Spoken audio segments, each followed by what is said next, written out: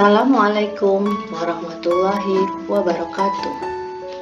Saya Retno Partila SPD, CGP Angkatan 7 dari Kabupaten Bintan, Provinsi Kepri.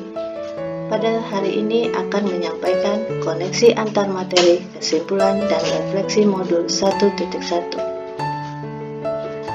Sebelum saya lanjutkan, jangan lupa like dan subscribe-nya ya.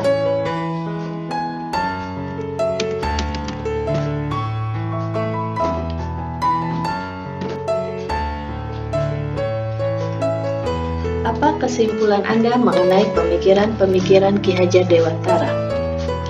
Ki Hajar Dewantara memberikan pemikiran tentang dasar-dasar pendidikan. Menurut beliau, pendidikan bertujuan untuk menuntun segala kodrat yang ada pada anak-anak, agar mereka dapat mencapai keselamatan dan kebahagiaan yang setinggi-tingginya. Pendidik hanya dapat menuntun tumbuh atau hidupnya kekuatan kodrat yang ada pada anak-anak agar dapat memperbaiki lakunya, bukan dasarnya hidup dan tumbuhnya kekuatan kodrat anak.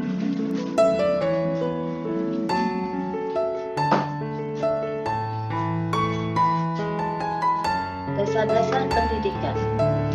Peran pendidik diibaratkan seorang petani yang tugasnya adalah merawat kebutuhan dari tanaman-tanamannya itu agar dapat tumbuh dan berbuah dengan baik.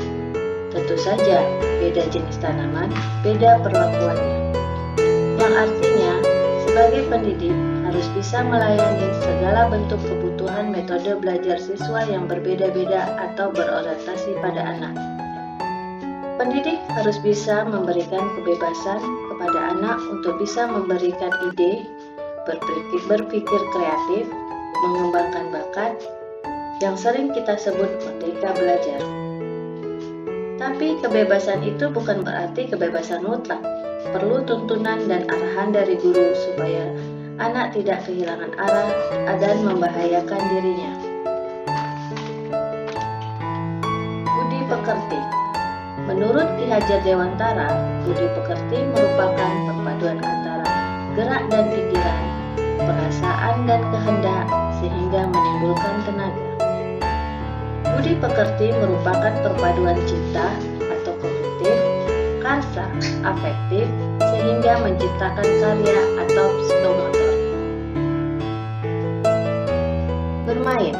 Bermain merupakan salah satu metode yang dapat digunakan oleh guru dalam melakukan proses pembelajaran sehingga belajar dapat berlangsung dengan menyenangkan. Kemudian, dasar-dasar pendidikan selanjutnya berpusat pada murid. Berpusat pada murid memiliki arti guru dan peserta didik dapat berkolaborasi untuk menggali dan mengembangkan potensi peserta didik.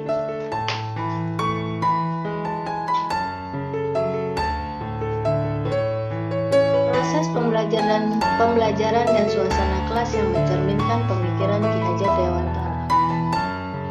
Suasana kelas yang mencerminkan pemikiran Ki Hajar Dewantara adalah dengan menciptakan interaksi yang baik antara guru dan peserta didik serta menerapkan pembelajaran berbasis student-centered learning yang bertujuan agar peserta didik mendapatkan pembelajaran yang menyenangkan dan sesuai dengan keinginan serta kebutuhan mereka.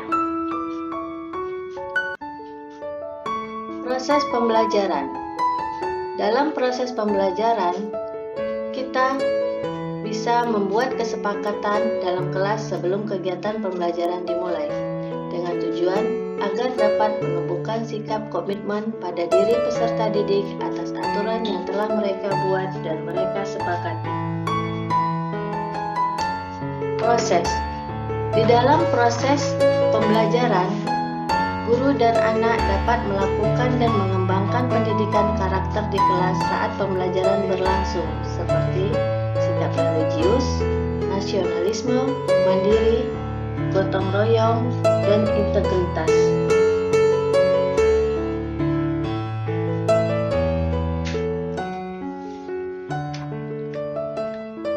Di dalam filosofis pendidikan Ki Hajar Dewantara, kami mempelajari tentang merdeka belajar terhadap anak didik. Di sini ada 3 pertanyaan pemantik. Pertama, apa yang Anda percaya tentang murid dan pembelajaran di kelas sebelum Anda mempelajari modul 1.1? Kedua, apa yang berubah dari pemikiran atau perilaku Anda setelah mempelajari modul ini? Ketiga, apa yang dapat segera Anda terapkan lebih baik agar kelas Anda mencerminkan pemikiran Ki Hadjar Dewantara? Di sini saya mencoba menjawab pertanyaan-pertanyaan tadi. Untuk pertanyaan pertama, sebagai peserta didik, sebagai pendidik, saya merasa saya kurang bisa membersamai peserta didik dalam mendapatkan pengalaman belajar di sekolah atau dalam mencapai perubahan tingkah laku karena lingkungan sosial dan kultural anak yang bervariatif. Saya merasa selama ini hanya memberikan pendidikan dan pengajaran saya sudah cukup tanpa memperhatikan kodrat peserta didik.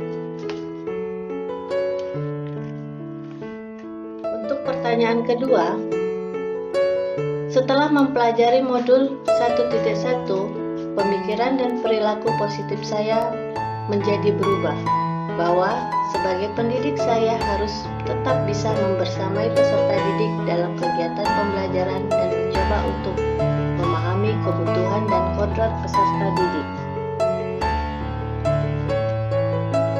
Yang ketiga, saya akan membuat rancangan pembelajaran yang lebih berpihak kepada peserta didik, serta saya akan menerapkan prinsip merdeka belajar dengan tidak memaksakan gaya belajar saya kepada peserta didik, namun lebih mengenal karakteristik dan kebutuhan peserta didik dalam belajar.